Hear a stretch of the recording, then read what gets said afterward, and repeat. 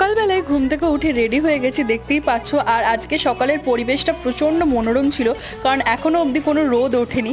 আর আমি এখন আমার ছাদ বাগানে চলে এসেছি, দেখতেই পাচ্ছ কতটা সুন্দর দেখতে লাগছে চারিদিকটা। আমার মতো তোমরা আর কে কে ছাদ বাগান ভালোবাসো অবশ্যই কিন্তু আমাকে কমেন্টের মাধ্যমে জানাবে। আর এরপর ভাই আর আমি দুজনে মিলিয়ে হাঁটতে বেরিয়ে গেছিলাম। আর হেঁটে এসে দেখলাম তরমুজ রাখা ছিল। তো তরমুজ আমার ভাই খেতে প্রচণ্ড ভালোবাসে, তো তরমুজ খেয়ে নিয়েছিলাম। এবার কি হয়েছে, আমাদের বাইরে যে কলের পাড়টা আছে ওখানে একটা কুমড়ো গাছ হয়েছে, তো সেটাই মা আর পাশের বাড়ি আন্টি মিলে ব্যবস্থা করছিল।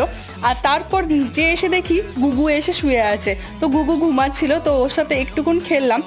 আর ভাই এসে যথারীতি জানো ওকে ডিস্টার্ব করা অভ্যাস, দেখতেই পাচ্ছ গুগুরও ঘুম ভেঙে গেছে, ভাইয়াকে সময় ডিস্টার্ব করছে আর ওকে আদর করছে। কত সুন্দরভাবে গুগু আদর খাচ্ছে দেখো।